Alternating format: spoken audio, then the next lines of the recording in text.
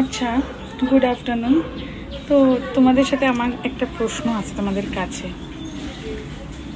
যাদের কাছে আইফোন আছে তাদেরকে কি মানে কোনোভাবে কোনো ফিল্টার ছাড়া ভিডিও পোস্ট করতে হয়, এরকম কোনো ব্যাপার আছে? কারণ আমার এর আগে যে ফোনটা ছিল তখন আমি ফিল্টার দিতাম, ঠিক আছে, তখন কিন্তু কেউ আমাকে কিছু বলতো না। বাট আমি জবে থেকে আইফোন কিনেছি, আমি যদি একটা ফিল্টার ইউজ করি সবাই বলবে তোর আইফোন আছে, আইফোনের পরেও ফিল্টার। আচ্ছা, ফিল্টার ছাড়া আমার মুখটা খুব বাজে লাগে। মানে আইফোনের ক্যামেরা হয়তো খুবই স্বচ্ছ যে ওরা অ্যাকচুয়াল আমাকে মানে দেখিয়ে ফেলে, কিন্তু ওরমভাবে তো দেখানো যাবে না। তা আমি যদি ফিল্টার ইউজ করি কী সমস্যা? আমার আইফোন আছে বলে আমি ফিল্টার ইউজ করবো না? আইফোনে তো ফিল্টারটা আরও ব্রাইট হয়ে যায়। এই যে দেখতে পাচ্ছ মুখগুলো মনে হচ্ছে না কিচ্ছু নেই।